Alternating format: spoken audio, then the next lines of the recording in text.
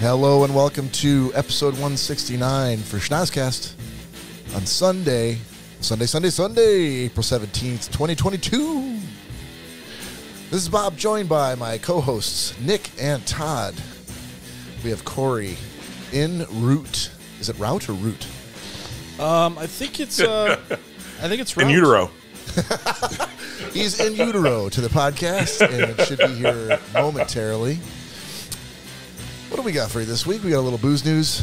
Might do an existential question. I'm sure we're going to do some TTs, TikToks, gentleman's agreement, and as always, pick of the week. Nick and Todd, how are you, fellas? Oh, fantastic. You know what? Actually, I'm mighty. Oh, Todd. Todd, how are you? I am magnificent. How are you? There he is. All right, we're going to up your volume just a bit. Yep. How's that, Todd? I can't hear myself out of my cans anyway. Now you sound great. Trust me. Glorious. Trust me. Outstanding. You sound great. And by the way, thank you for procuring that new microphone. We just got to work through the sound coming through your cans problem for your own voice. But other than that, I think we may have fixed. Let me not jinx it. We hope so. Plus I want to try another thing, but because I do love my other microphone, but we'll get it sorted.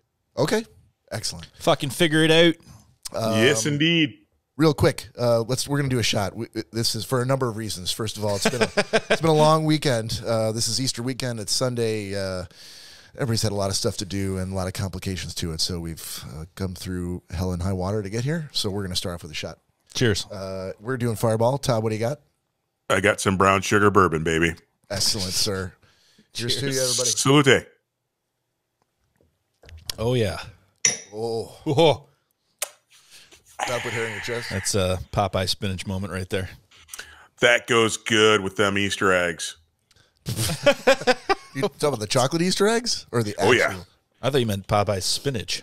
I mean both. Eggs and spinach. Yes. I would be afraid to get in the bed with anybody if I had just devoured some spinach and eggs. Oh, God. They need to be afraid to get in the bed with you. Oh, well, that's even without the spinach and eggs. That's what. Yeah, exactly. Hey, speaking of spinach and eggs, if you're new to the podcast, welcome. Please join us here every week. We record on the weekends and release on Fridays, every Friday at 10:30 a.m. Eastern time. And how do you know that? Well, you're going to go out and find us on the streaming services, the many streaming services that are out there, wherever you get a podcast. It could be Apple Podcasts, could be Spotify, could be Stitcher, could be Mixcloud, Pandora.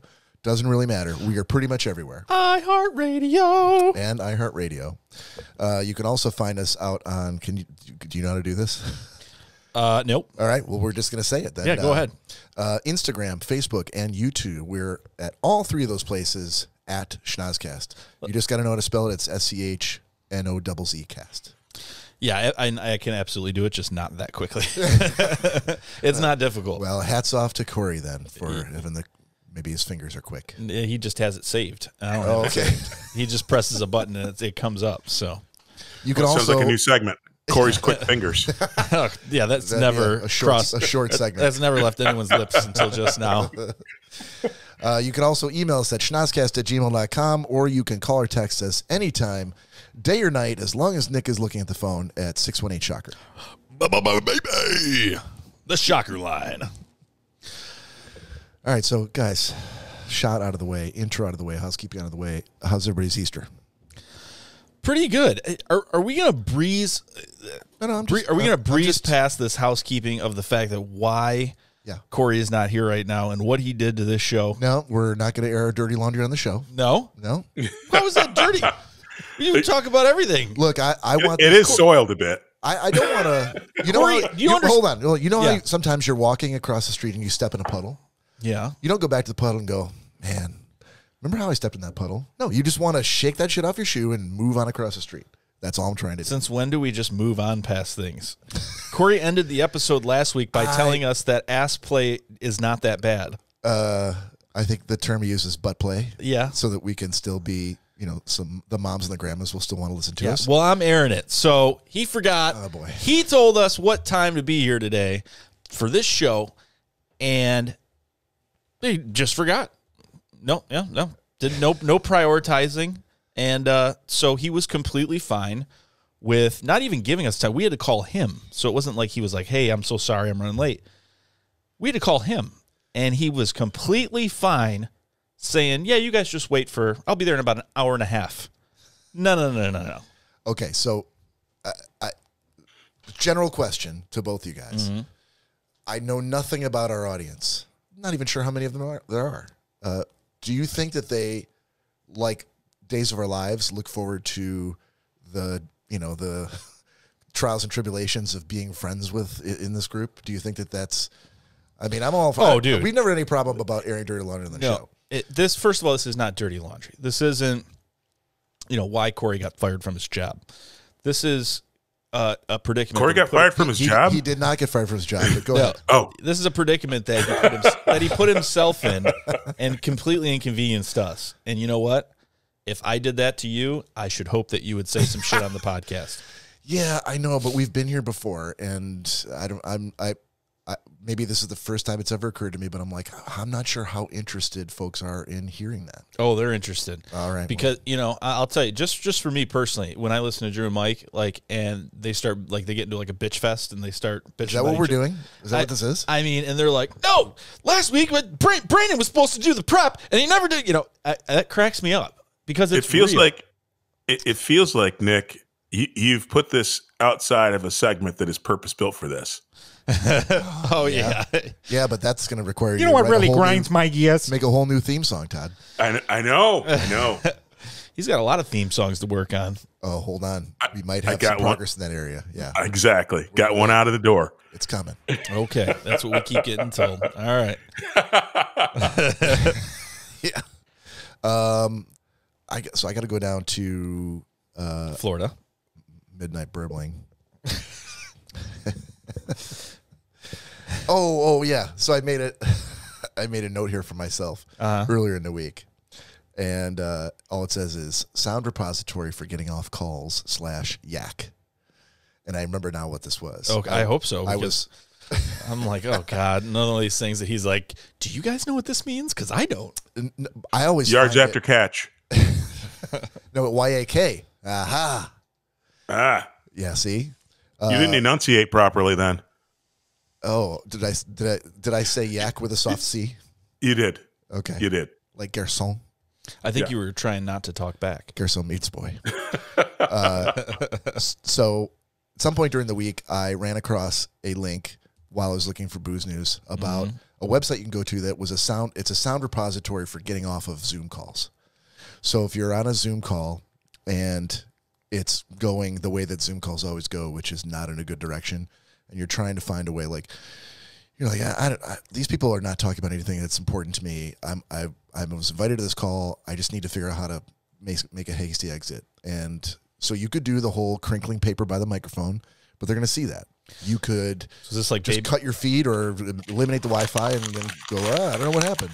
Yeah, is this like babies crying in the background? Yes, it is. It is. There's like a dozen or two dozen different things you could do. I'm so sorry. My son just woke up. I have to go. Yeah.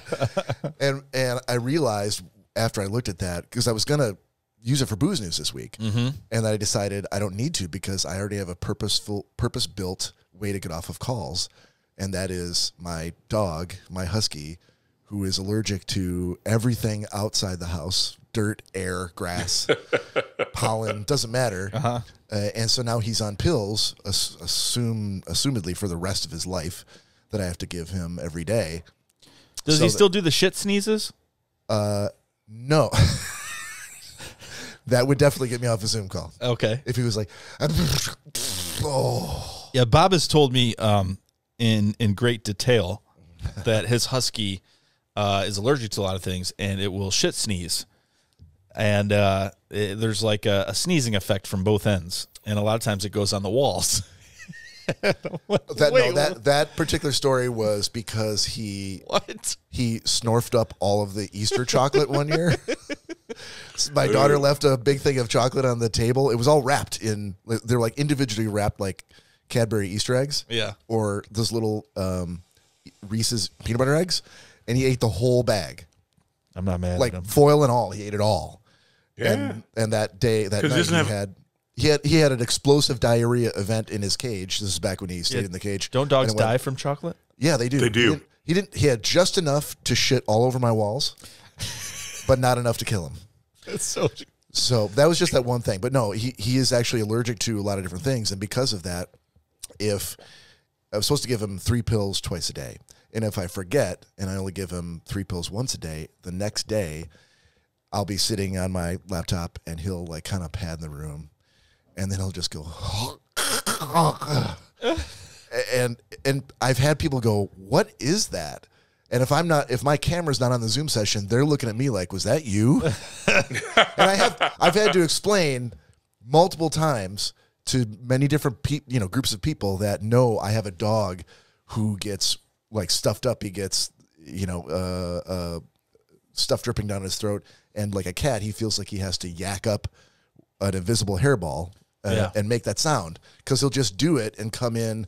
And if I'm in the living room, he'll come through the carpet. I won't hear him. And all of a sudden, behind me, he'll be like, and that's. So you save that recording, and you're going to play that. I don't need to save it. It happens so often. Oh, so we can just scrub this whole segment. That was things that you could use if you needed them, which I don't. With Bob Rankin. There you go. But if you were going like, how do I get a sound that sounds like somebody throwing up? Read that segment again. Send an email to schnozzcast@gmail.com, and I will send you a copy of the MP3. Yeah. Hey, send that to me. Yeah, I absolutely will. Feels like that's got to be part of a theme song. Don't think I won't. Well, don't forget, you also got to work in butt play into one of your TT's themes. I do. All right, so I can delete that from my notes now. Now that I remember what the hell that was. All right, we've got a little booze news that we're going to get into. Find the button, Bob. There it is. Oh, my God. And now it's time for booze news. All right, booze is brought to you by nobody. Come on, advertisers. Booze News is brought to you by nobody.com. All right, I got a little something, Todd. Let me jump in here real quick first, and then I'll dish it over to you. All right? Sounds like a plan. Okay. The question here's the question of can you live forever on a computer? There've been movies and TV shows that have delved into that subject. X-Files has done it. Black Mirror has done it. There have been movies, even The Lawnmower Man was specifically about if you die or if you don't want to live, can you live forever as a computer simulation? So obviously it's an idea that's captivated a lot of people because a lot of those TV episodes and movies have been popular for that reason. So there's a guy who founded a metaverse company called Somnium Space, and he created a feature in his metaverse company called Live Forever Mode. So you basically get an avatar when you visit this site, and it's all virtual reality, which should interest you. So while you're in VR, it collects data about you, about how you move and how you talk, and it builds an AI avatar of you, and that avatar can interact with other people in this space even after you've died. Even after you're gone. Right. So it's collected all that information, and it was inspired by this guy who created the metaverse company, Somnium Space. His father was sick, and he realized that his children would never get to know their grandfather, so he decided there's got to be a way to replicate a loved one via AI. He's not the only one. There are a number of different other products out there, like there's a chatbot called YOV, which stands for You Only Virtual, that does it. That costs like $500, and then it's like a $40 a month charge.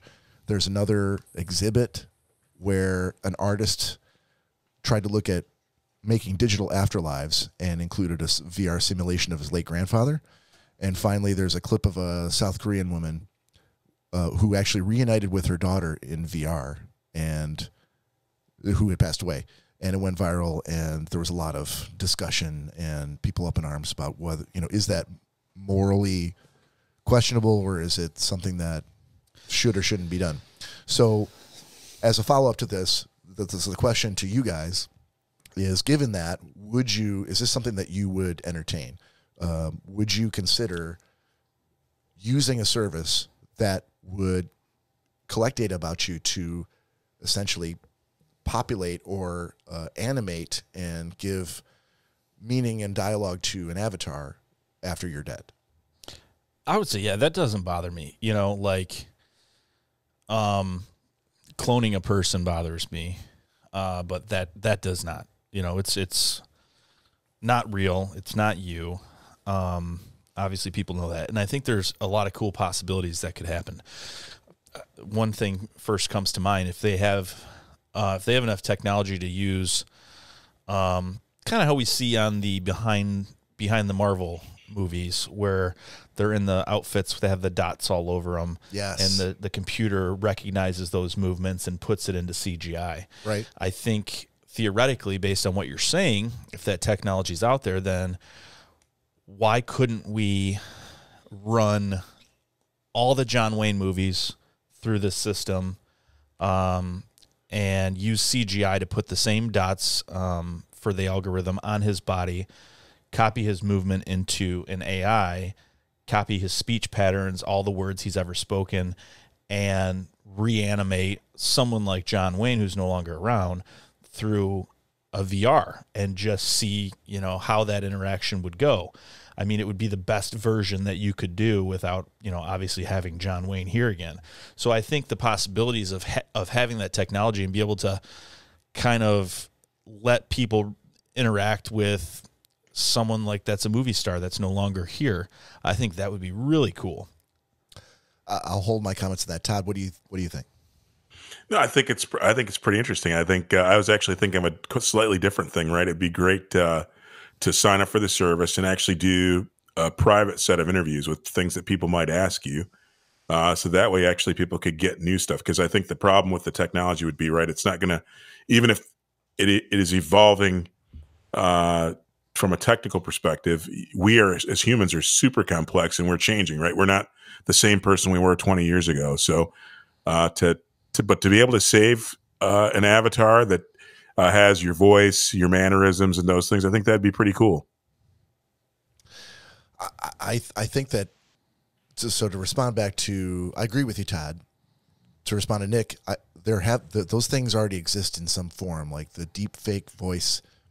Like they've absolutely populated movies that have been released with lines that people never said, culled from dialogue that was recorded from them to make it sound as though they're saying words that have been said in an order they never said them, so that they can use their dialogue to either, you know, voice a CGI character or to change the lines that they're saying in a movie and manipulate their, you know, facial mannerisms in order to do it. They actually said, just recently I read about that. Who was it?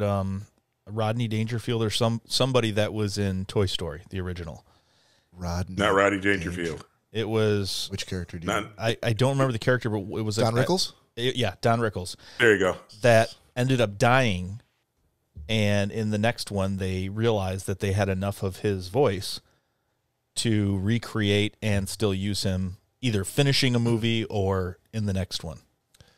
So they took words that he had said from previously recorded Toy Story movies. Content.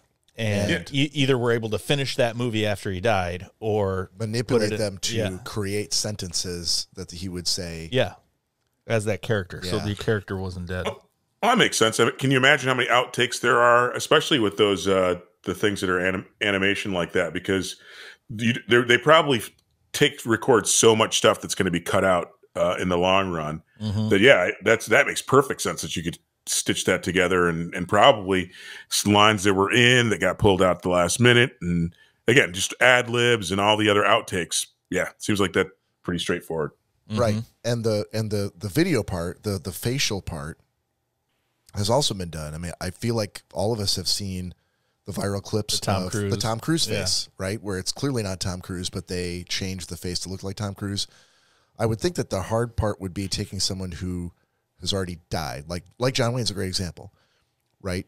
You can't get John Wayne to model his face. You can't necessarily get 3D captures of his face today to make it look like he was living in the 21st century. Well, that's actually not true. There's different technology for that, Bob. Yeah, Sorry, because there's- with the Tom Cruise stuff, it's not like that they put like a 3D camera around Tom Cruise and he approved but it, or but they I'm just saying took he's all a his modern content. day. He's a modern day guy, right? John Wayne died. When did John Wayne die? 1979, 1983, something like that. Yeah, probably. So there would be no footage of John Wayne that looked modern, that Crystal looked, clear. right? And that would survive a high definition broadcast, either on TV or in a movie theater. Is that the point you were getting to, Todd? Well, the point I was getting to is there's different technology that actually there's technology that can take people's even just photo images and change their expressions and actually age them slightly so that they look more like what they would look today. I mean, ultimately, I would imagine you wouldn't have 150-year-old John Wayne, but you could take any good photo of him and they can actually probably not. Yeah, but you could manipulate just that image, and they can make it so the expression changes and it changes. And again, I think the technology's there. The fact that we can do the deep fake stuff, I think it'd be pretty easy to modernize a John Wayne. And the only thing that you're missing really is the fact that prior to him dying, you'd want to get your hands on every bit of audio that he's ever said. And make that available. Like even interviews he did for magazines, they were always all done in print. Those tapes would be invaluable for stitching something together like that. But I think you could make a whole movie about that. I think you guys have seen those apps that you can download that will animate old photos. Yes, yeah, like where people like animated a sepia photo of a grandmother that was 21 who had passed to the grandfather who was 95 and still alive. Yeah, and he started like sobbing, and he's like, "It's like she's really here," you know. Yeah. Well, and someone that old who really probably hasn't caught up to what's going on around him, still kind of living in the past. Yeah, it would be very difficult to wrap your head around that. Yeah, so I think it can be done. I think you just wouldn't get the crystal clear colors and everything else. It would just look like probably John Wayne from the movie, but he would be talking to you. Yeah. Yeah, so if you're listening, you've got some, thoughts one way or the other about this. What would you do? What would you allow yourself to be represented after you died in some capacity that maybe you could license or you could agree to through a waiver or a contract of how it would be used, in what context, to what audience? Even if it was just your family, would you be interested in that? So send us a email to schnozzcast@gmail.com and let us know. Here's a deep dive. Hey, Bob. Yeah. Sorry to cut you off, Nick, but I was going to say, you know what I realized? I didn't hear us advertise the 24/7, 365 shocker line. That's a place you could also call and give us your thoughts, right? Because somebody's manning the phone lines 24 hours a day. That is true. 7 days a week. Now, we literally just hired John to do that. but dear listeners and viewers, please recognize that if you just send a text there and you don't identify yourself, then we can't give you credit. That's so if true, you want credit, you got to let us know who you are. Send us an email to schnozzcast@gmail.com and we'll read your email address on the air. So here's a deep dive. So if you can stitch together photos and videos and deep fake audio and stitch together words, are we moving in the direction where, everyone's so heartbroken when movie stars, people in Hollywood pass away, your Kurt Cobains and people like that, Michael Jackson, things like that. Would it be outside of the scope of reason or even our technology now to start stockpiling people that are alive, especially singers, and get their voice into an algorithm to where after they pass, they could potentially still make music? I don't know, because it's not them making it. It's just like, like if a writer died and then somebody's like, I wrote this in his voice, or I looked at his manuscripts and I finished them. Like, you did, they didn't. No, I understand that, but you know how, we know that the Tupac hologram. Yep. We know not that's a fan. We know that's not Tupac, right? But it's still cool.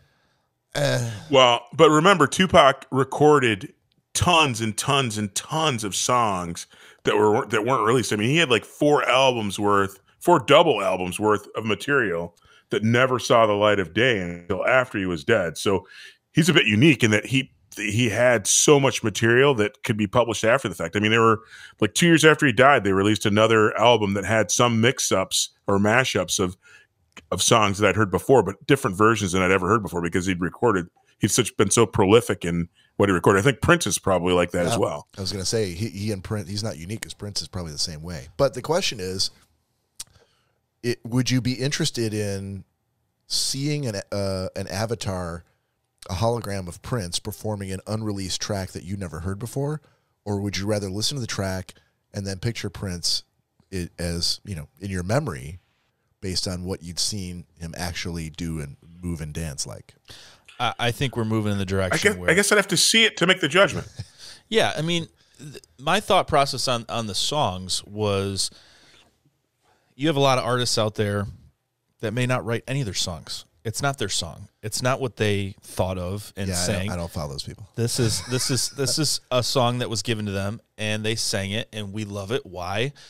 Not the person that wrote it typically. We love it because we like the sound of their voice. Mm-hmm. Right. Sinead O'Connor. Nothing compares to you. Well, right. But that was one song. So, I respect her because she normally wrote all of her own music. That happened to be a song that came from Prince. So if predominantly she would write her music. If you're singing songs like if you're a New Kids on the Block and you didn't write any of your fucking songs, I don't listen to you. Okay. Could care less. Sorry, I think I took you far afield. No, I mean, you know that I'm not like about to put this into production and you're the one that's going to stop it. You know that, right? It's just a question. I know. The point I'm trying to make is that there are people out there that we just like their voice, you know, and perhaps if the person that used to write their songs is still alive, that would kind of be a cool mashup. Something maybe to happen. He's like, what?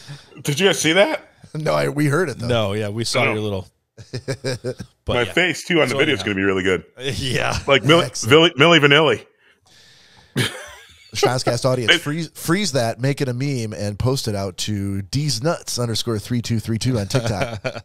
Do it.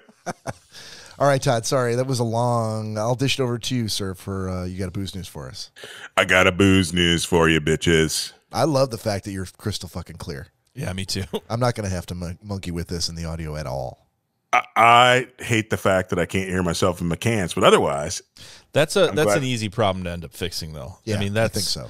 The not hearing yourself is the least of your worries. I mean, the fact that you're coming crystal clear. I mean, it's with the headphones. It's there's a mute button on the side that I didn't press. You know, it's something stupid like that. So right. Yeah, no. Like I said, the good news is I think, but I changed the connection as well. So I think we're going to be in a better spot next week, and maybe I can get back to my good microphone. But as long as I'm crystal clear, I'll keep doing this. Yeah, Todd, you haven't done your and you haven't done your yeah. It's awesome. Like you're just coming through clear. Perfect. All right, so here's my booze news, and maybe you guys have heard about this, but dummy shoves 4-pound dumbbell in anus, needs emergency surgery 2 days later. I heard it today. What a dumb butt! They Brazilian did a thing on, man. the Saturday Night Live Weekend Update did a thing on this. Oh, did they? Yeah, go ahead though, Todd. Okay, a Brazilian man had to undergo emergency surgery after reportedly shoving a dumbbell up his rear during an ill-advised attempt at self-gratification. And it's a steel dumbbell, too. I'm like, oh, my God, did he hopefully put it in some warm water? Did they say what the weight of the dumbbell was? 4.4 pounds. And it was 8 inches long. A case study detailing the exercise and stupidity was published last week in the International Journal of Surgery Case Reports. The unidentified 50-year-old patient had reported to a hospital in the city of Manaus after failing to extract a 4.4-pound metal weight from his rectum for 2 days after inserting it there. Yeah, I like how he waited 2 days. I remember reading. Yeah, he's like, it's probably going to slide out eventually, right? It'll pass. After 24 hours, he's like, I don't think it's going to slide out. Well, get this though. He experienced a variety of symptoms following his sexercise, including cramping, abdominal pain, nausea, vomiting a small amount, even constipation. No, really? Euphoria? Like, even constipation? I'd actually be interested to know what he ate for that period while that was in his ass. Was he like fiber? I still need to eat my Mexican food. It's Tuesday. And again, while the patient was reportedly uncooperative during the procedure, I'm like, he didn't even when he's like gonna die, he's like, leave it in. I love this. Well, I mean, riddle me this. You know what happens when beavers build dams and rivers and they back up and eventually they break sometimes. The doctor pulling that out, it seems like that would be the equivalent. Could you not only imagine what was backed up? And once that river cleared, that doctor, did he like stand to the side and like, all right, here we go. And he shat sneeze all over the wall. Like a husky. That's right. Husky milk chocolate. Or what that thing shot out onto somebody's toe in the operating room, right? Exactly. Soft shoes. I can't even. Oh, by the way, Todd. I wonder how he answered the question of like, have you ever inserted anything on your anus before? 1,000,000 to 1 shot, Doc. 1,000,000 to 1. I was doing a little cleaning, a little house cleaning after my workout, and I tripped. And this is what happened. It just went right into me. Yeah. I was about to get in the shower, so I was naked at the time. Far be it from me to criticize what people stick in their orifices. Did he just say far be it from him? Yeah. Far be it from me. Yeah, we hear this from you all the time. Oh, what the fuck? You guys talked about this when I wasn't there? Exactly. I'm like, whatever people want to stick in their orifices is their own business. So God bless you. But why would you pick an all metal dumbbell? Like literally, there's nothing else laying around the house. You couldn't go pick up a nice banana. Yeah, I'd like to hear from you. What should he have put in his ass? No. Yeah, it's not the dumbbell. Because Todd, you said of all metal, like okay, why metal? Like hold on, steel was the problem. So you're thinking aluminum's better, a little bit better, maybe copper. No. So there's actually a picture of it too, but it's like metal's got those well, it's not sharp edges, but it's like rough and it'd be cold. It's I think we all understand the inherent drawbacks of using metal. When you're looking for something to put up your ass. I'm just going to probably say better off to look for a vegetable of the cucumber variety. Todd, you get that metal in a nice warm bath of water first. Heat it up. Sous vide. Exactly. Oh, yeah. Sous vide to 98.6. Sous vide that metal. Yeah. Lube it up. And yeah. I feel like right the temperature of the metal was the problem. Well, yeah, because everything clamps shut when you're cold, So well, and now that first. And now that I look at because they have a picture of it on the link that I'm at. But you know what a dumbbell looks like? No. It's not a normal dumbbell. This is a Brazilian dumbbell. Wait, what? It almost looks like a pipe bomb. Yeah, and but it has ridges on it. So I'm like, I'm sure that's like ridges for your comfort, but comfort for holding it. Not. It feels. So it doesn't slide out of your hands. That's probably what got it caught up in the first place. Yeah. I'm doing a search for Brazilian dumbbell. And the article's in the New York Post. Yeah, you'd have to send it. No, I'm looking at it right now. Oh, you finally found it? Yeah, I don't know if it gives a picture of the thing, but yeah, see the shape of it. All right, so it's not like a regular. It almost looks like one of those rubber coated, like sweating to the oldies dumbbells. Exactly. Maybe it was a 5-pound dumbbell with the rubber coating pulled off it. Who knows? But I will say this, Todd. So today for Easter, I was down visiting the family, and you guys that don't realize, my dad has finger wagged the podcast. So is my aunt. Well, we don't understand it. We don't know what you guys are talking about. We none but love from though. And so we don't. There's nothing that they'll say, "Are you doing the podcast tonight?" and stuff like that. But we have other friends and family that actually listen, and. So my dad says today, I was trying to think of a name of something, or my aunt was trying to think of a name or something, and my dad, very matter of fact, looks over and says, "Oh, you mean Dylan T. Pickle?" I go, "That's awesome." I go, "What?" And he's like, "Are you sure they're not talking about Dylan T. Pickle?"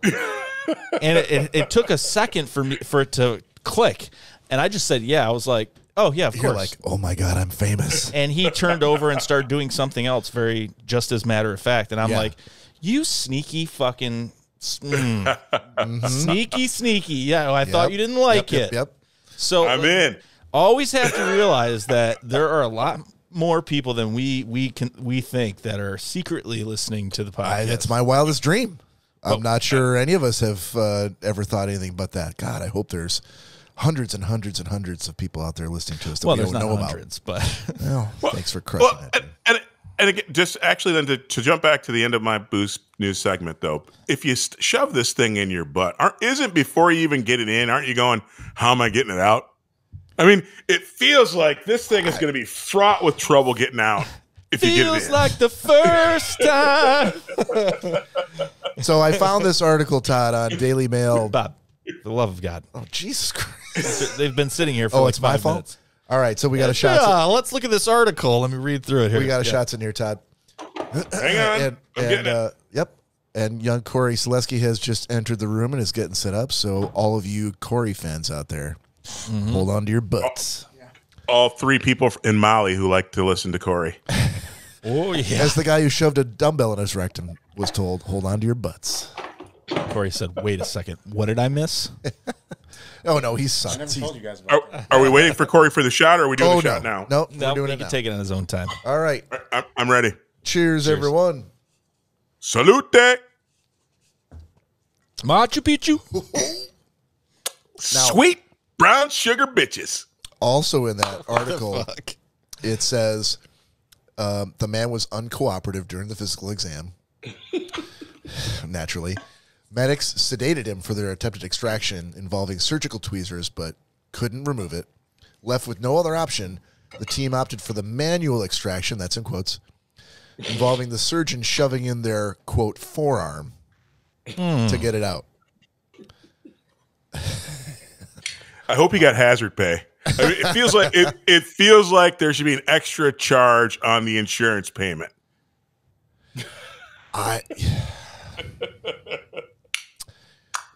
These medics said that most patients who turn up at the hospital with this particular ailment, we'll just call it an ailment, only turn up after repeated failed attempts to extract the objects themselves. So in this case, the guy may have sat there for 36 to, did you say 48 hours, Todd, trying to get it out himself? 2 days.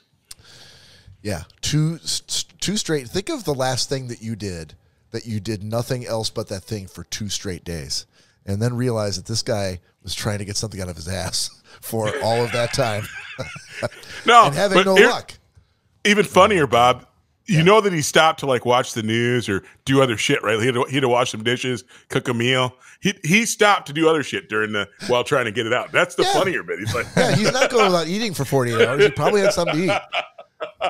Did he give any thought to all right, I got this thing up my ass. What is the best? Should I have the Thai food? Maybe I should go with the raisin bran. But no raisins. I'll pick all the raisins out because that might be trouble.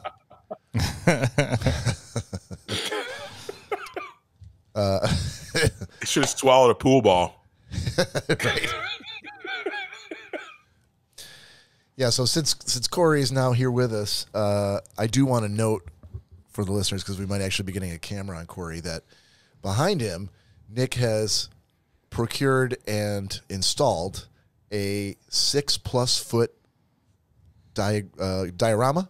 No, standee. Standee is a term, I think. Oh, okay. I didn't know it was a term in the dork community of John Wayne hefting a shotgun. Yeah, it's a full size cutout of John Wayne. Full size cutout. Thanks. Over which was directly in front of Cory's flag poster of the dude, but in order to keep the peace, Nick generously decided to move it over on the other side, so that the dude flag could still be easily visible. Cory, how are you, sir? Oh, hey, everyone. We just starting the episode? Sounds good. No. I was anticipating, nay, hoping for a mano a mano blowout of the Duke versus the dude on this show. He's a pacifist, man. He's a pacifist. He doesn't fight. Lover, not a fighter. You're saying John Wayne would have won? I wouldn't say he would have won. Well, but a pacifist isn't going to win. Not against John Wayne. You can still win. Not against John Wayne. You can still win. Have you ever seen John Wayne? He's right behind me. I saw him when I walked I could in. just see. Yeah, he's not going to lose to that dude. I could just see the dude. You know, what's going on, man? You're too upset about everything, man. Why don't you just chill? Goddamn hippie better get out of my way. Yeah. Now listen here, you. Of course. Much better than, keep going. Yeah. Cory, good to see you, sir. Good to see you guys. And a hearty huzzah to Cory. Thank you for, we had talked, what was the brand name of the vodka that we got last week that Cory just got? We didn't get Bird Dog? We didn't get vodka last it's week. bourbon. Sorry, We bourbon. got whiskey last week, and I think Brand it was name? like Bird Dog? Yeah, Bird Yeah. Dog. We had peach whiskey last week, and Cory found a place that stocked a ton of different kinds. And what was that kind? Strawberry? Strawberry whiskey, yep. Nice. Picked it up for me. So See, I can get on board with that. Peach was, I'm hit or miss with peach. Like, sometimes I'm like, ooh, this is really, if it's a good, crisp, fresh peach, like, flavor, like, I'd be good with it.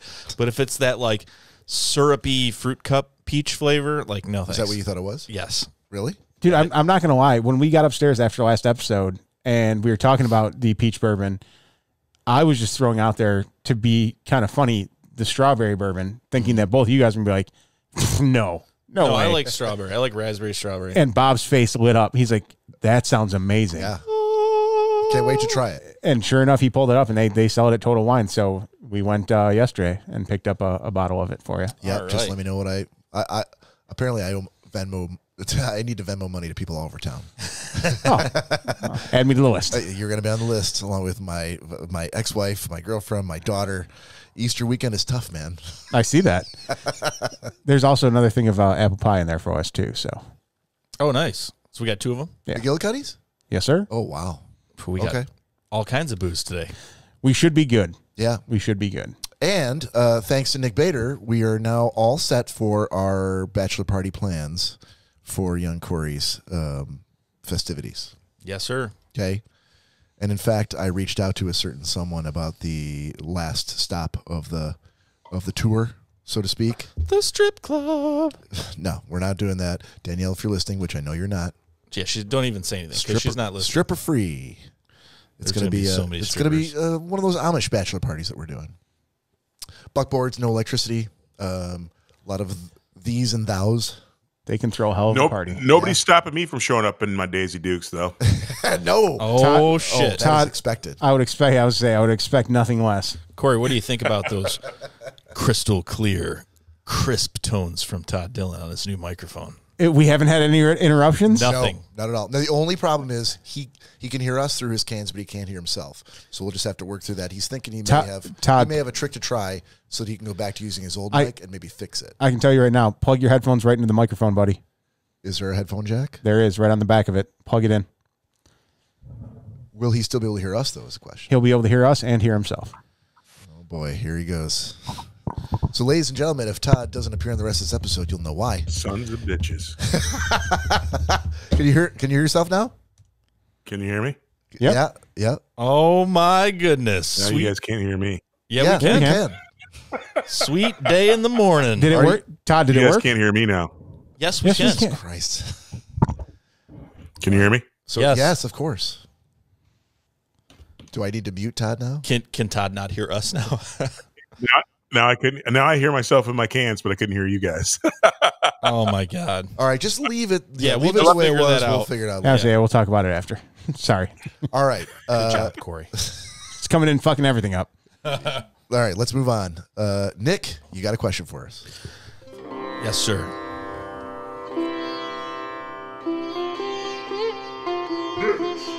Existential question of the week.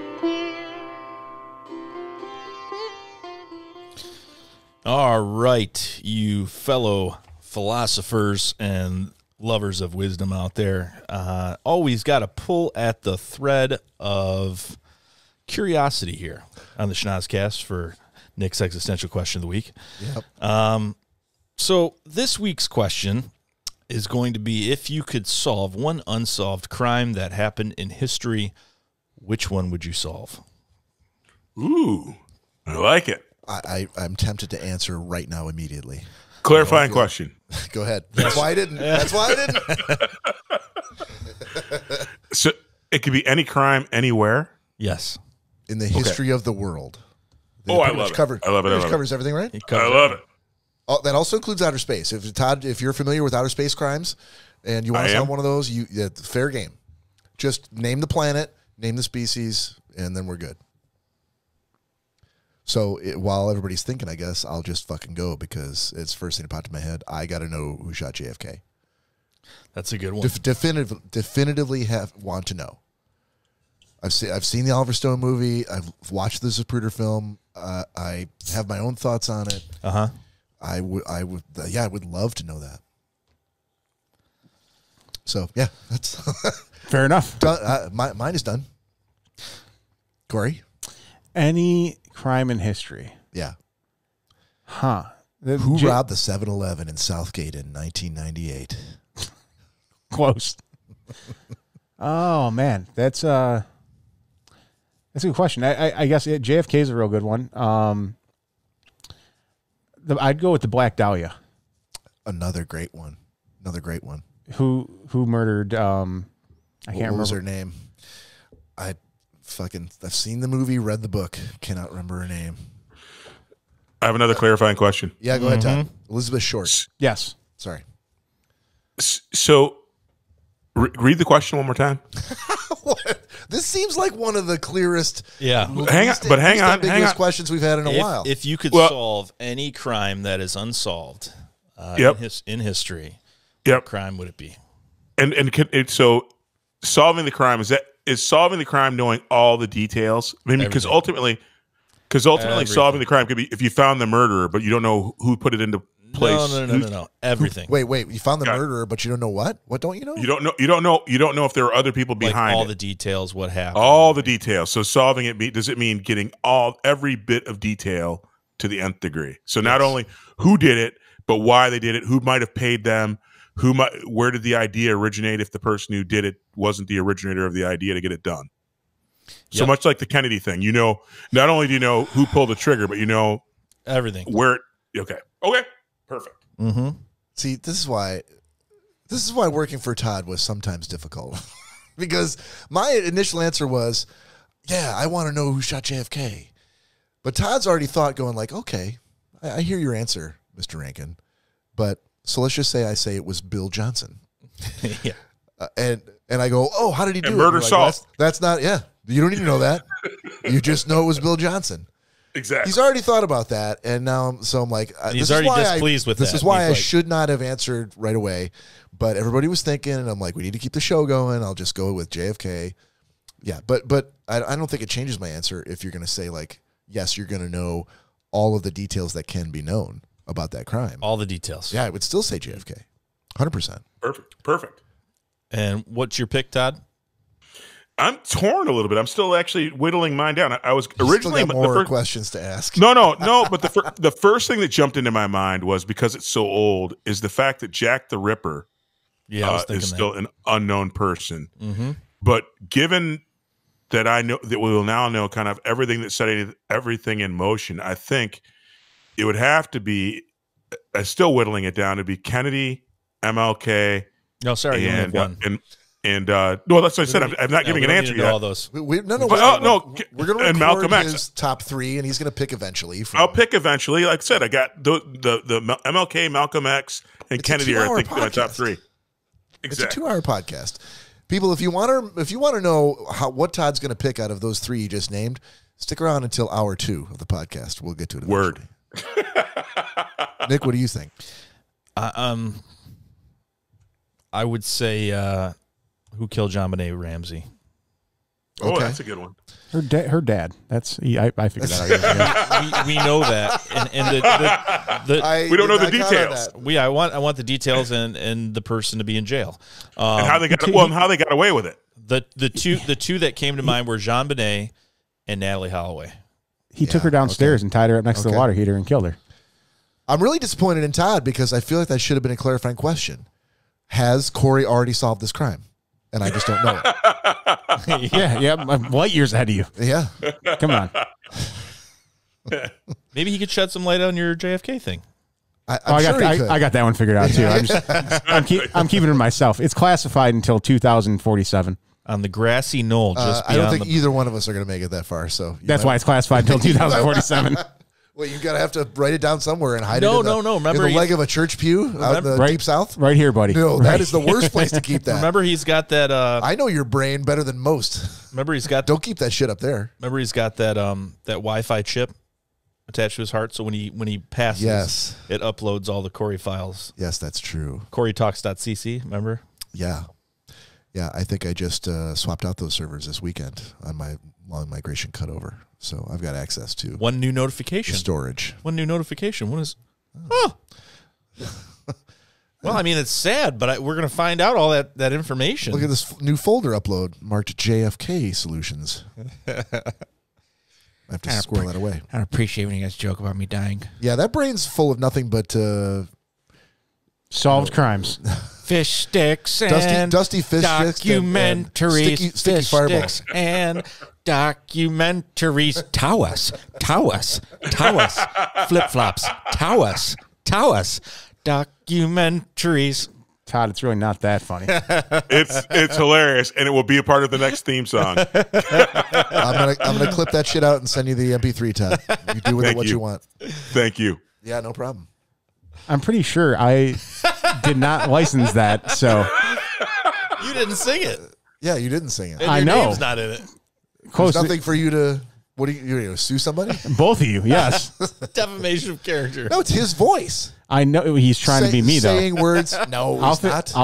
Again, if I figured out JFK, I'll figure out this. Cory's going to be up for weeks just stewing over. Weeks, How can I figure this out? hours, maybe. I declare you are sued. I declare. I have my answer now. What? Oh, you got your answer now? I do. Whittled it down. All right. I did. I think all the things that I had top of mind would really probably crush my soul if I knew kind of who was behind who did it. So I'll take a benign one where it won't hurt my soul, but I do want to know who killed Tupac Shakur. Okay. I thought you were going to say OJ. Who killed OJ? No, who killed Brown? That was me, sorry.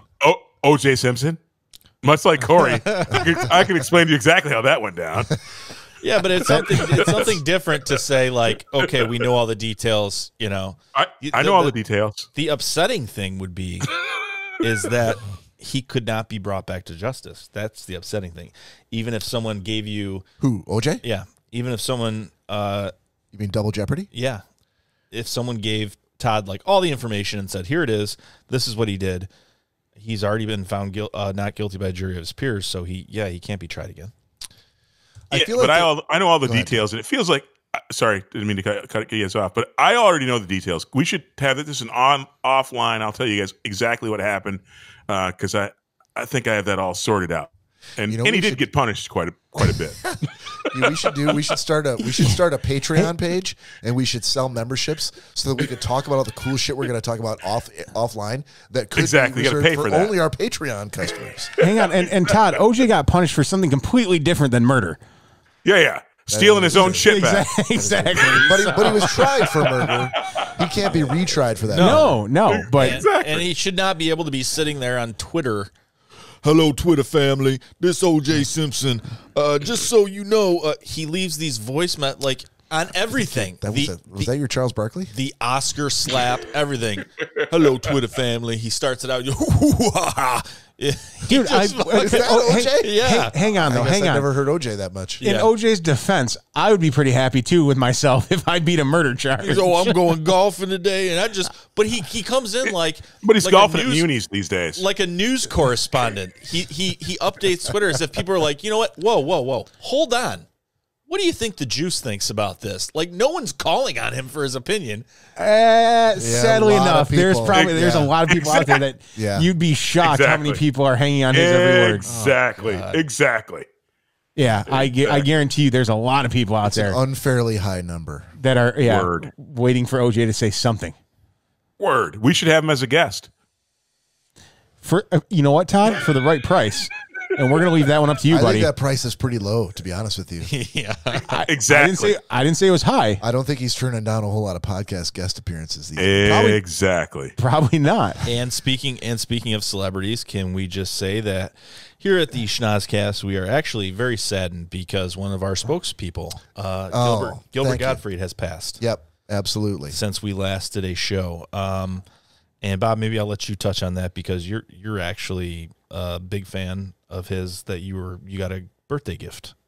I did get a cameo, a Gilbert Gottfried cameo for my birthday. It was a couple years ago, I think. It was But last, yeah, it was last year. Was it last year? Yeah. No. It was like 2 years Oh ago. no, sorry for your 50th. It was when he turned 50. Yeah, it could be. Because since that You're time, 50? yeah, since Oh, those were the days when I was 50. since that time, I remember when I purchased the other audio of Gilbert Gottfried, I knew, I'm like, well, at least Bob will be on board with this because I know he likes him. And what was the reason? I mean, I don't think you're just like some huge Gilbert Gottfried fan, but was there a backstory to that? Why your buddy got you? The backstory was the aristocrats joke. Oh, that's a great joke. Gotcha. What was he? The story was Gilbert Gottfried was scheduled to do a roast right like within 2 weeks after 9/11. And so 9/11 happened and they didn't cancel the roast, and he got up there and he was bombing because, people weren't really ready to laugh yet, I guess.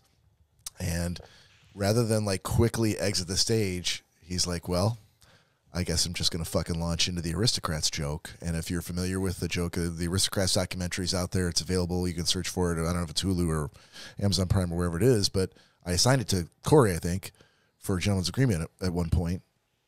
And it's all about this one joke that was at one point like an industry, like insider joke that only comedians told to other comedians.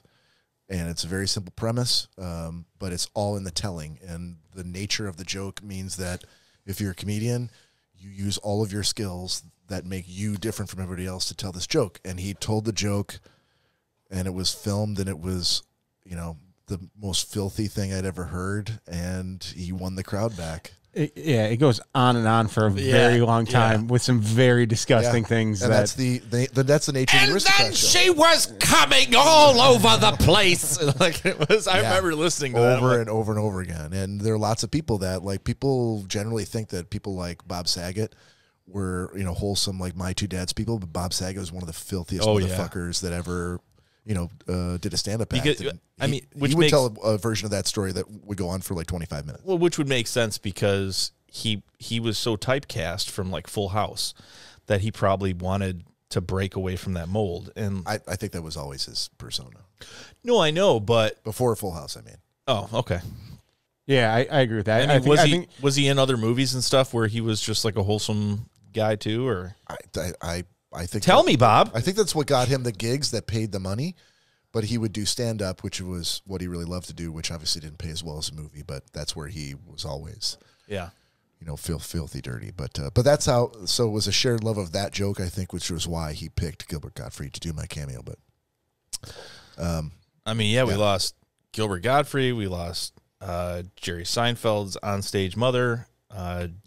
George's mother and father. Was that in this? I don't know if it was in. I don't know if it was in. I think the same year though. Oh yeah, for sure. Yeah, since I mentioned her a couple of podcasts ago. Yeah. Yes, Todd did as well. We lost Betty White. I mean, it's crazy. I mean, Betty White. I mean, she didn't die in her Harley. She was a little old. That'd be amazing. Who did die on their Harley? She crashed her Harley going 95. Didn't see that blind corner. Yeah, didn't see much at 95. Yeah.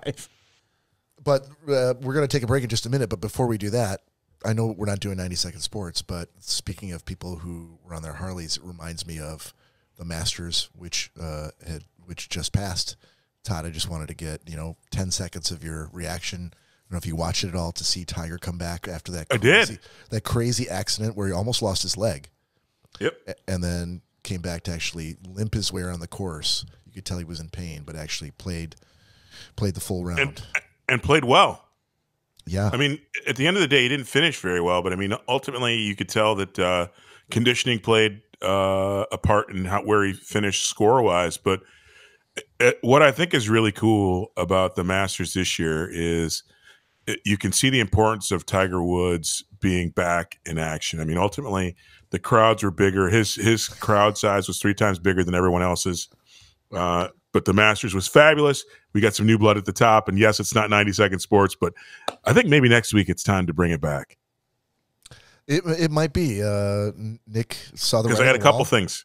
Nick saw the writing on the wall and brought out the hourglass. But I just asked for 10 seconds, and I think that's. I didn't get too much more than that. I think we're good.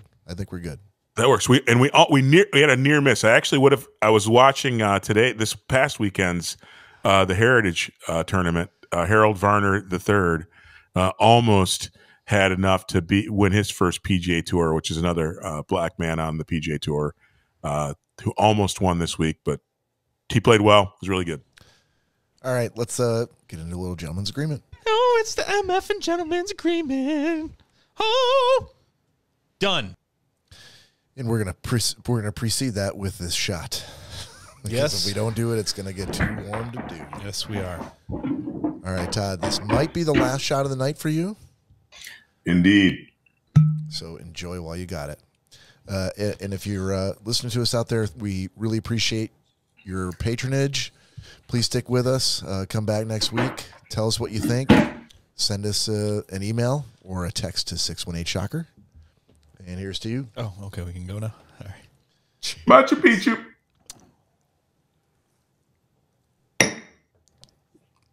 At some point when we get so many followers, we can just be like, yeah, shot time. Here we go. Yeah.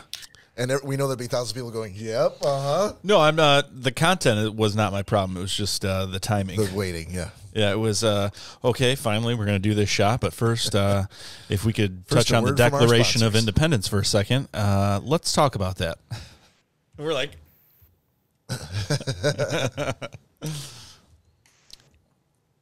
We're actually going to get started with TT's TikToks instead. Word. Yeah, and we're gonna proceed that with the inaugural world premiere of the brand new TT's TikToks theme song. Now this is going to be the longer version of it. We're going to trim this down, but thought we'd debut it for the world here tonight. Are you ready?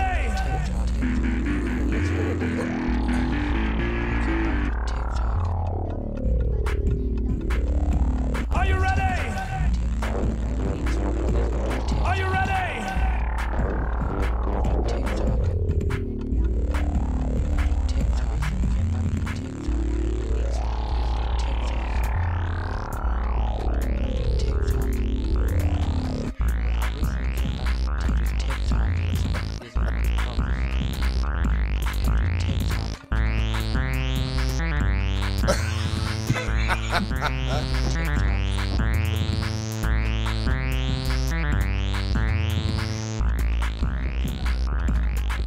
Still going. Well, I recently came back from TikTok. TikTok.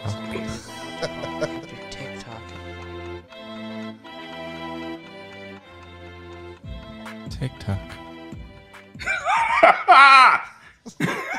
I said we play the entire thing every time. I mean, I told Todd, I'm like that. it would certainly emulate He's your... like, we're going to cut it down, right? I'm like, no, one time we got to play it. It would certainly share the pain and emulate exactly what we have to go through anytime Cory's involved with anything.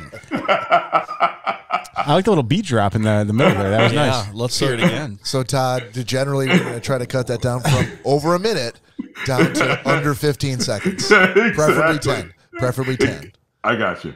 All right. So you have to do a little bit of magic, but hang on. And are we doing gentleman's agreement or TikToks? I'll do the edit later. But yeah, okay. Give it because I told you we were starting with TikToks, and all right. And then you put that up there. I'm like, yeah, that's right. We got to do fair it enough. First. Okay. So over to you, sir.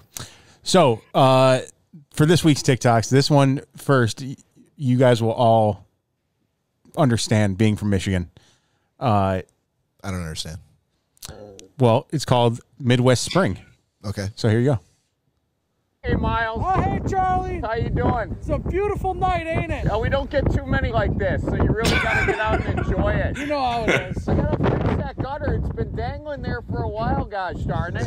Don't worry about that. I'm just going to enjoy the nice night tonight and worry about that tomorrow. Anyways, we're about to have a cookout. I got some brats going on the grill if you want to come over. No, I got the kids on the trampoline out back, so I got to go supervise. Tell Mary Jane and Bud I says hi, okay? Have a good walk. Watch out for deer now.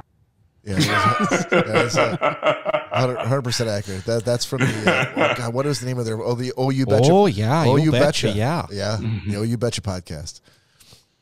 I love that. That's awesome. So that's Not at all an exaggeration either. Exactly. Especially in the UP.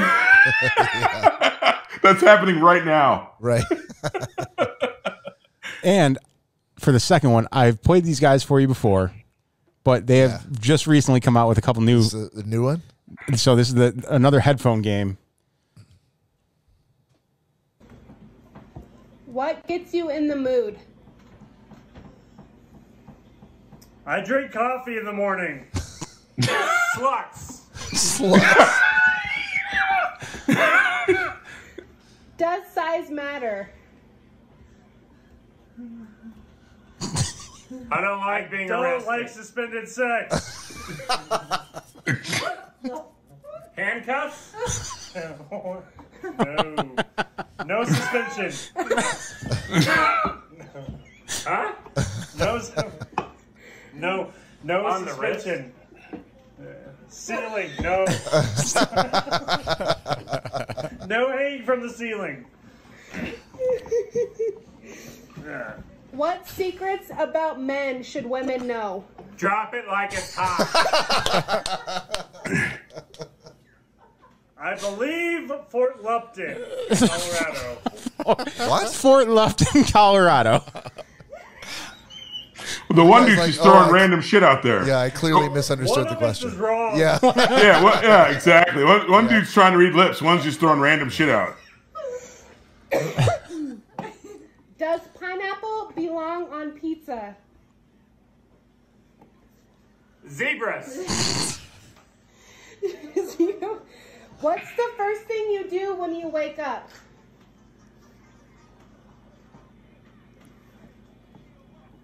What is the first thing you do when you wake up?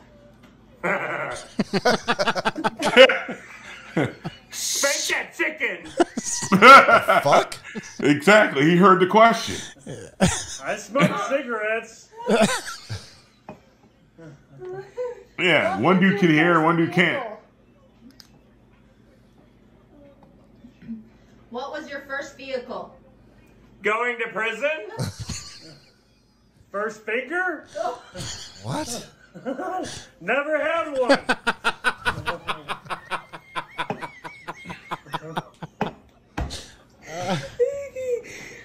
Dogs or cats? Yellow. Dogs or cats? Never looked at a doctor's ass. Nice. No. Most of the doctors I've been to have been male. No, don't start that shit. Now they can't hear each other, right? No, they can't hear each other either. Yeah. Okay, a clarifying question: who the fuck says spank that chicken? That guy. You could say spank that and then dot and ask 100 guys to fill in the dot and 0 of them would say chicken. Well, 2.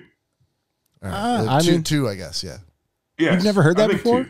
Not in my lifetime. Usually it's the monkey. Spank the chicken. No. Oh yeah. Yeah. No. You choke the chicken. You're supposed to choke the chicken. Choke the chicken. Choke the chicken. Yeah. Spank the Then monkey. you spank the Right. monkey. Yeah. But wise asses twitch it up. It's like Happy New Year. It's a mixed metaphor, is what Like you're saying? stroke that monkey. It is. You can say that Yes. too. Yeah. All right then. Roll All right. call. So now we'll get into a gentleman's agreement. All right. So you say. It's the MF and gentleman's agreement. Oh. Done.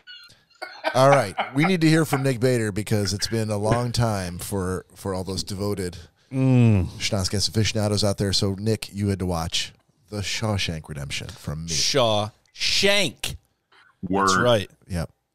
Yes. Yes. I had to watch Shawshank Redemption. We've established that. Just because you watched the movie doesn't mean you've been to prison. Shawshank. You're a hardened criminal now because you watched the movie. I'm not sure anyone was actually. I think you guys just got prison Nick. So listen up. Oh God. So and don't mistake it for the Shaw skank. don't porn. listen. Don't make me cut a fool. So. Word. Yeah, Shawshank Redemption went into it cold. Not a clue who was in it. Not a clue what it was about. Unlike some of the people on the podcast, I do not pull out my phone and read what the fucking movie's about before I watch it. I just want to be surprised. Who does that? Me too. Does his name rhyme with Schmory? Yeah. Schmoleski? Dude, Corey's not a leave the presents until Christmas morning kind of guy. So let me just tell you that. All right. Trust me, unsupervised, Corey is looking up that movie. He's reading about it, and he's looking like, fuck. He's going to like immediately bum himself out if he doesn't think he's going to like it. He's taking the X-Acto knife to those presents and trying to cut the Scotch tape in a way that it can be put back together undetected. I'm telling you, I know Corey. So, okay. But anyhow, so yeah, I don't do that, and I didn't know anything about it. So I was pleasantly surprised to see Morgan Freeman, the main character. What was his name? Real name? His real name? Yeah. Tim Robbins, the actor? Yeah, I feel like I've seen him in other things, and I like him. Was Tim Robbins in? Is he? I'm trying to think if it was him. Are you asking me right now to name a movie you've seen with an actor that you just saw? I need to finish my sentence before you can jump to conclusions. Right. Yeah, Bob. God damn it. So that Sky High or whatever it's called, that series, that new series, I think it's called Sky. Something to do with Montana, where they're like private investigators. Anyhow, don't look up. Yes, There's a guy in that show that looks kind of like Tim Robbins, and he kind of talks like him, but I don't know if that's him. Anyhow, regardless, I feel like I've seen him in something before. It was totally worth all the time he spent. And, okay, just so you know, this cul-de-sac turns right back around, buddy. So just get ready for your fucking review, because I'm going to have a lot of things to say. I am ready. So, I guarantee you haven't seen what I saw. It doesn't matter. I'm going to interject and give you my little 2 fucking cents. Okay. Hey, he was in the Green Lantern in 2011. That must be what it is. So, anyhow, it was, I want to say it was a horrible movie now, just to kick Bob in the balls, but it was actually pretty fantastic. Yeah, pleasantly surprised to see Morgan Freeman, great acting. I feel like it went on for a very long time. I wasn't upset about that because I actually had time to watch it. But quick synopsis, guy that went to prison, presumably innocent, and the rest is just extremely interesting to watch. So I would highly recommend somebody watch it. Oh, you're done? Yeah. Wow. Okay. I don't know what to say about that. Okay. I'm glad you liked it. I'm really glad you liked it. I knew you would. I mean, it's one of those movies. So you've just done a review of a movie that I think most of the rest of us. I would say everyone else has seen. Seen like not just once, but probably like 25 times. Which is why I'm not, going too in depth with it. It's clearly there's a lot of people that have probably seen it. So I'm not, telling anybody anything new. That's cool. But I did also in my free time. I did also watch McClintock for a third time. Oh, good for you, man. Nice. It's now like comfort food for me. I'm like, oh yeah, I'm in a McClintock mood tonight. I love it. Yep. I love it. Okay. Cory, you had to watch Bloody Nose, Empty Pockets from me. I did. Documentary on Apple TV. Mm-hmm. Dude. This is 30-second synopsis. This is the documentary of all documentaries. Goodness. I think you're right. Goodness. It's the most raw documentary I've seen. It's simply shot.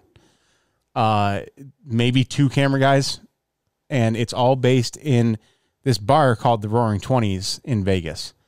And it is their last day that they're going to be open. And the kid, dude, we've been to plenty of bars. The 3 of us have been to plenty of different bars, have seen plenty of different characters. Mm-hmm. This place had some fucking characters. Yeah. Opening scene, guy is he must live there basically, and he wakes up hungover. He's trying to sit at the bar, and the bartender pours him a shot at 9 o'clock in the morning, and then it shows him going in the bathroom, and the way he shaves, literally, if I've never seen anyone shave like this, shaving cream and everything, but then was just taking the razor and just randomly. I'm like, oh man, this, random directions on his face. I'm like, this. Yeah, oh. It was painful to watch. By the time he finished shaving and came back out into the bar, it looked like he already had a 5 o'clock shadow. Yeah. But so basically, the entire documentary is just this last day in this bar, and all the people that come in, all the patrons that come in that have known it. And there's a tranny that offers a blowjob to the same guy that was shaving, and he apparently took the offer. There's so much to this documentary. Don't hate. Dude, I mean, hey, lips are lips. I've said that before on the podcast. Love for it, yeah. Jeez. It's so random and so it consumed me. I was like, wow, this is absolutely crazy, because I could see being in certain positions of some of the people. And you hopefully not of the tranny. Well, I mean, after last week's comment, you never know. Don't hate. After butt play and all that last week, depending on the day, you never know. You don't ever know. You don't know. But yeah, it was so simple. It was good. Like I said, it was captivating. It had characters all the way from your normal like Vegas crowd of like young guys that somehow knew about this bar and came in for the last day. There's fights and all this, and it's absolutely crazy.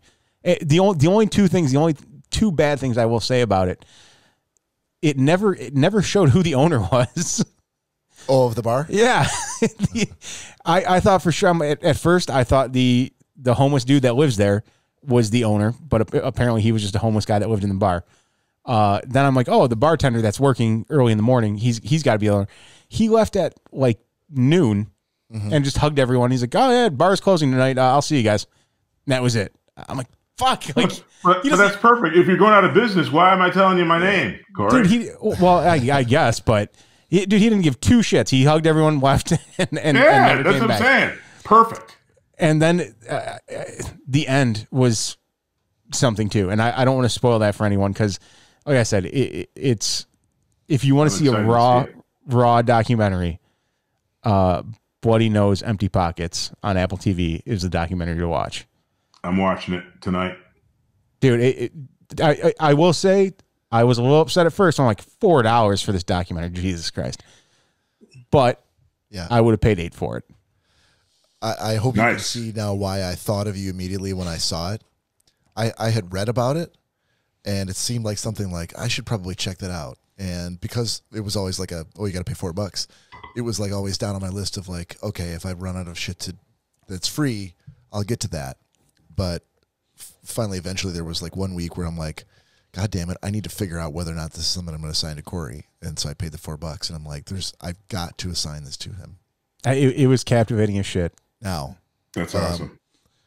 Yeah, because we've all, as you said, we've all been in a bar like that. We've all seen bar patrons like that. You and I are going to talk after the podcast. Dude, and I'm going to blow your mind in a way that I'm not going to do here because I hear Todd saying that he wants to watch it, and there may be other people that want to watch it as well. So okay. All we'll say is Bloody Nose, Empty Pockets on Apple TV. Yeah, and you guys could go outside when you blow his mind. I'd appreciate that. Don't make a mess in the kitchen. Yeah. That's right. But so as a matter of fact, too, I did look it up at the very beginning of the week, and I just read the quick little description of it. Yeah. And I'm like, nope, I'm going to hang out. I'm going to wait until the very end of the week because I knew if I watched it too early, I was going to say something to you. Okay. And so I'm like, I got to wait until the very end. Did you see Bob a lot during the week? No, not at all. We didn't see each other at all. No, but dude, I talked a few times, but that's it. And I'm glad I did that because had I watched it on Monday, it would have been very hard to keep my mouth shut for the entire week. Right. All right. Awesome. Todd, you had the green zone from Greg. Greg? Okay. I did. And since Greg's not here, it's only fitting that this week I didn't watch my movie because I had some internet That's right. issues. and I don't know why I just called your name, because you already told me you didn't watch it, and yet I called your name anyway. So we're That's okay. gonna hold on to that for next week. I'm going to watch that and Empty Pockets and Bloody Noses. So do you want an assignment for next week, or do you want to just kind of keep it? You want No, I'll take an assignment.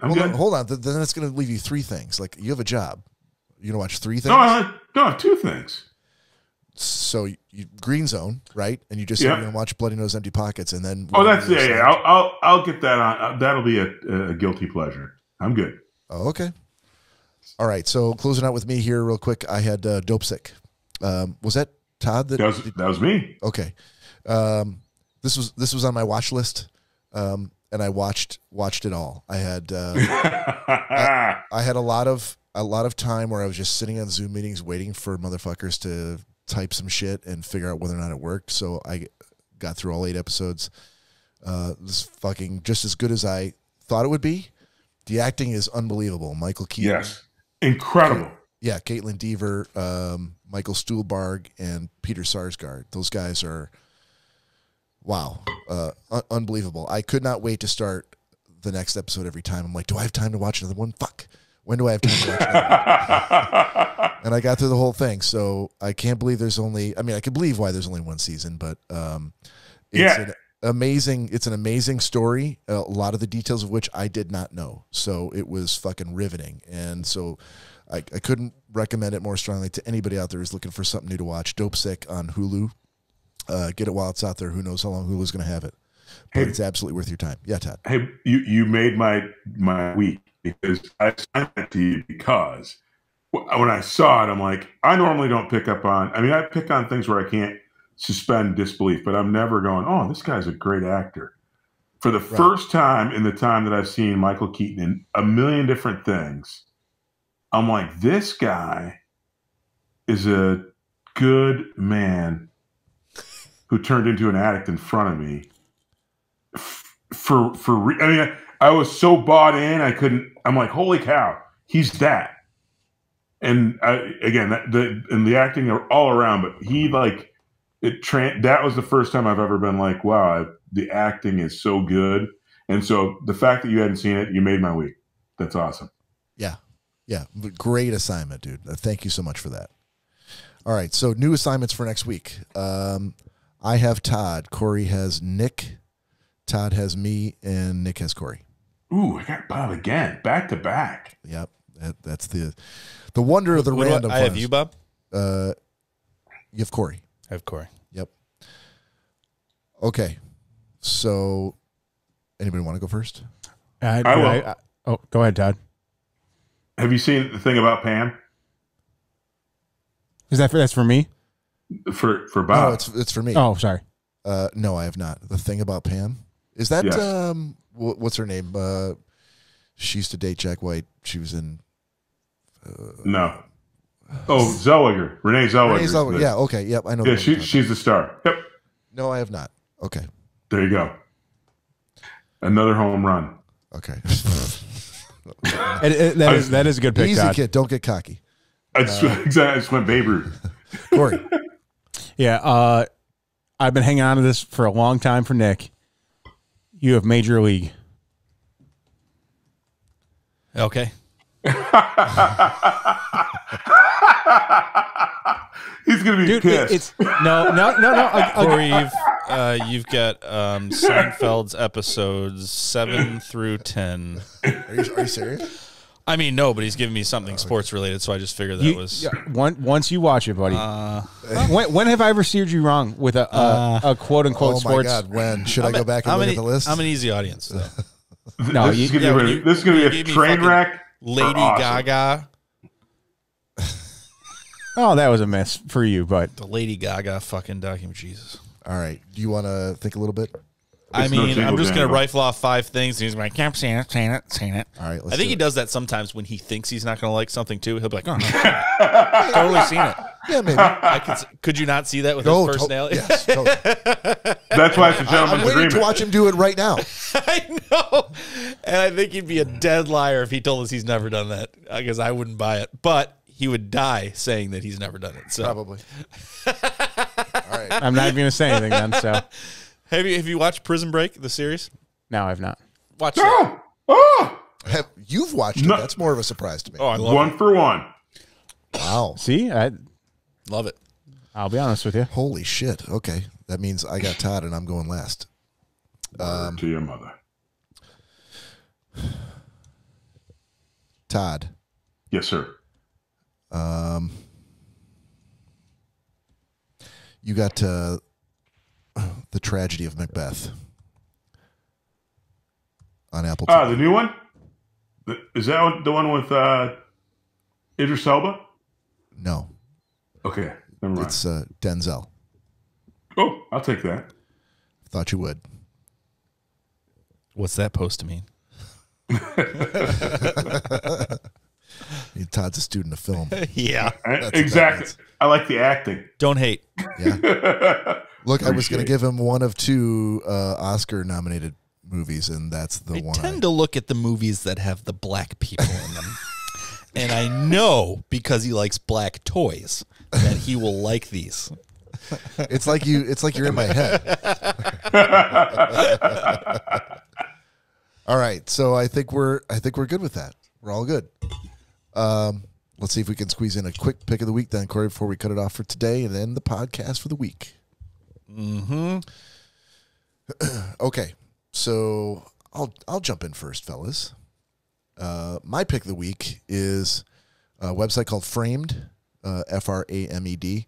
It is so Lori has been hooked on Wordle, and I don't know if you guys have heard of Wordle. I've heard of it, not hooked on it though. That's I'm not either, but I found a Wordle-like site that actually appealed to me, and it's all based on movies. So I'm like, oh, this is something I can get behind.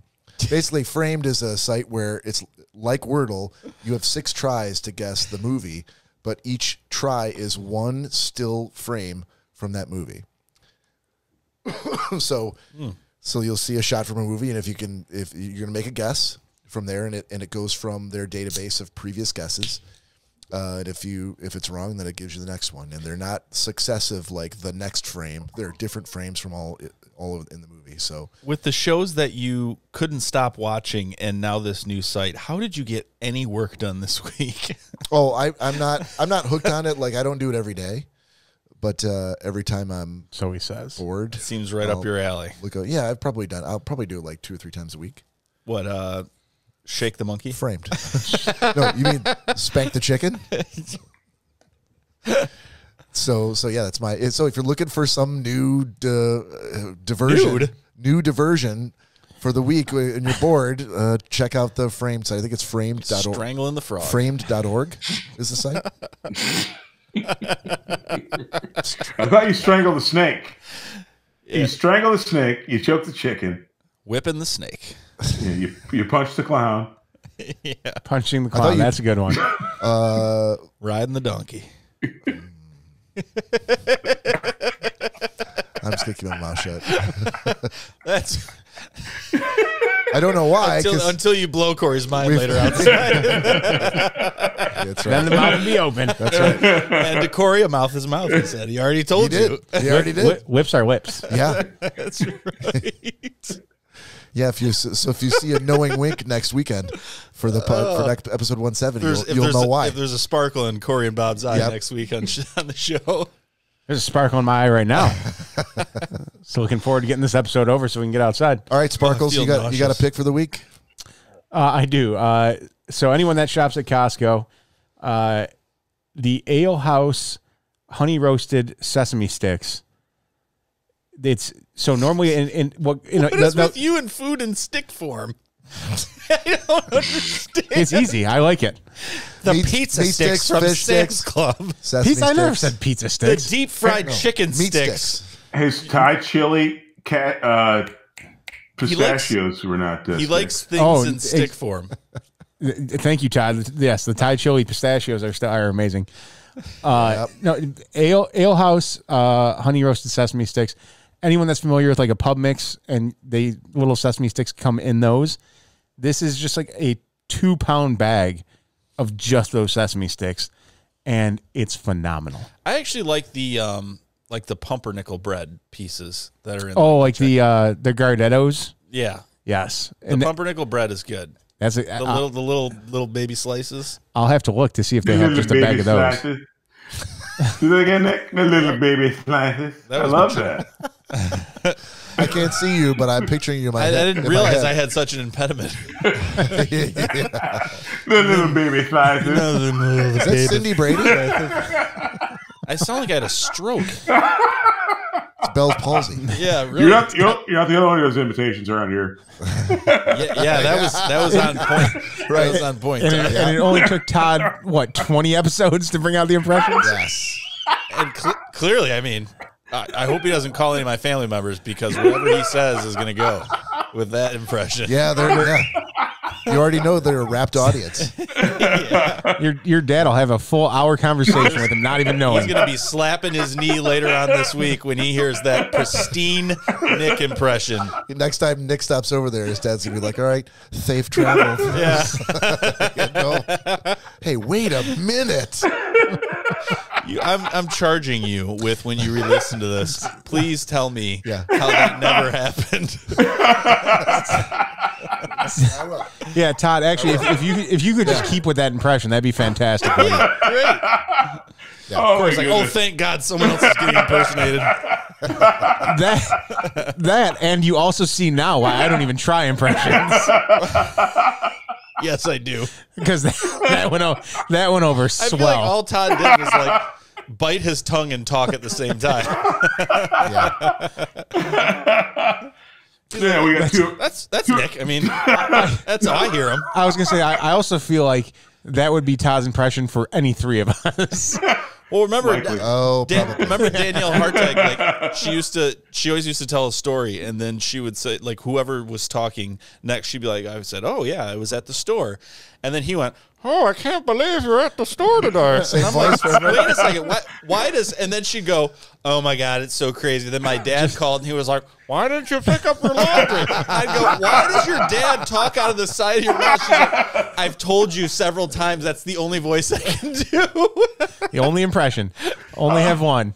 And so sometimes she'll go, and I ran into this guy at the store, and he was like, "Geez, ma'am, you got a lot of bags." And I'll go, "Your dad was there?"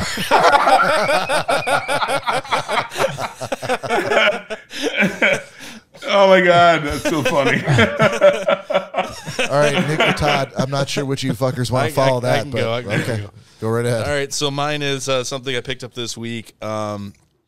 Obviously, you guys, I was actually telling some people about this week of venereal disease. How I get made fun of so much by Cory because, oh, you bought something new? Yeah, let me guess. Does it have an LED light in it? Oh, who would have fucking thought?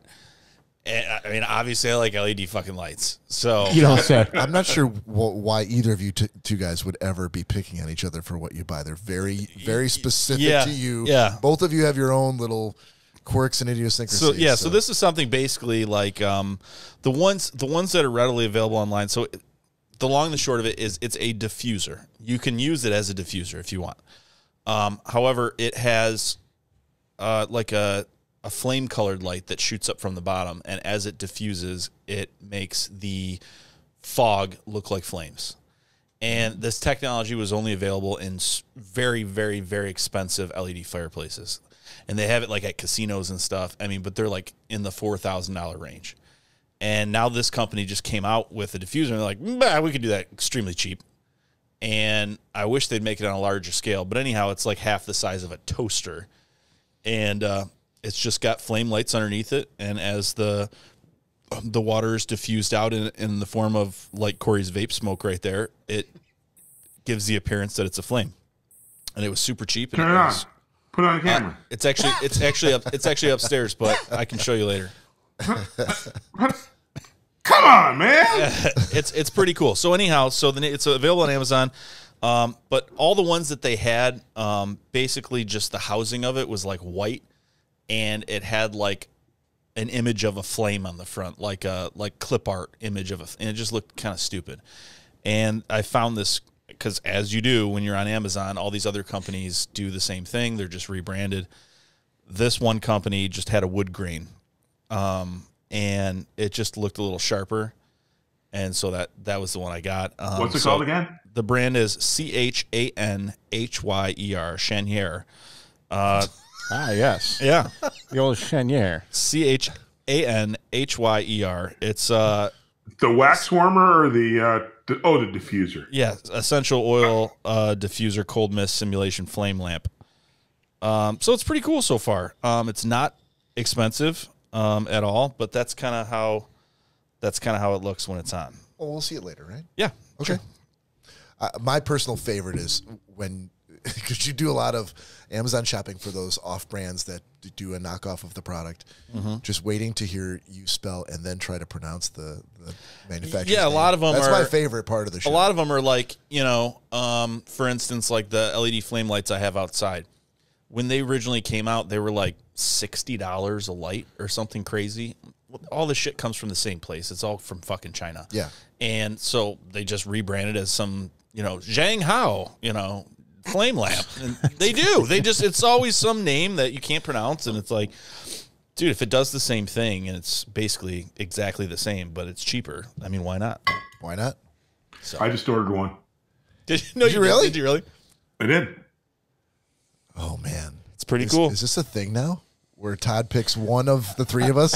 And he's like, I'm buying that. That's the point he's gotten to in his finances, where he really doesn't need anything else anymore. So he's like, well, I've just got all these liquid assets. Why not? I'm going to pick one person per week, and I don't care if I need it or like it. Yeah. I'm buying it. Who's it going to be? I like the cut of your jib. It's going to be you tonight, sir. Flame lamp. Yeah. Todd, I did take a page out of your book for that. I did purchase the 2 men with a pot knife. There you go. You? I did. Okay. Nice.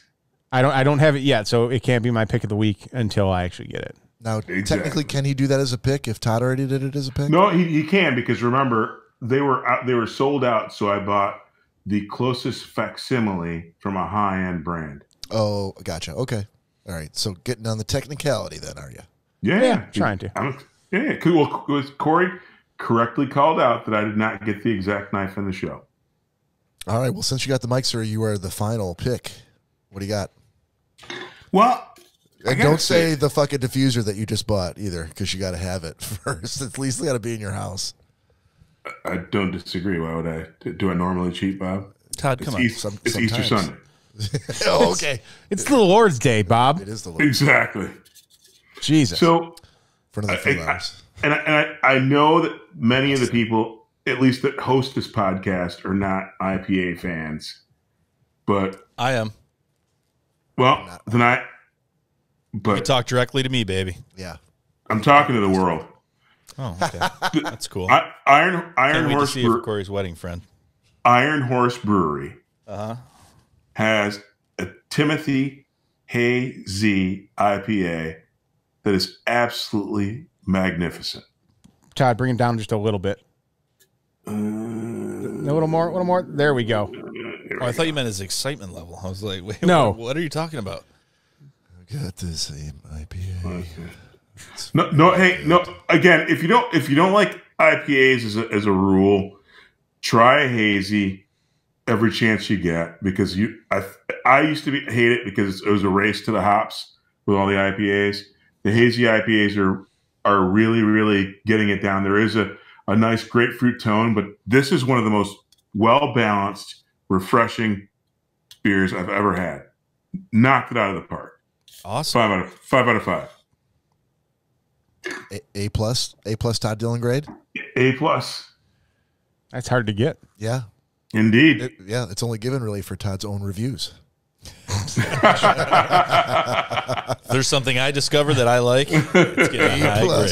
Exactly. Something that was assigned to me, and I'm trying to be a nice guy. Solid C-. A double plus. I've given myself some solid B minuses in the past. Well, have you though, Todd? Have you? Not that you guys have heard, but right. Exactly. That's off camera talk. Exactly. I bring my A game to the show. That's what we like to hear, sir. All right, and with that, that's the end of the podcast for this week. Bob and Cory and Nick and Todd saying goodbye. Have a great week. We'll see you next weekend.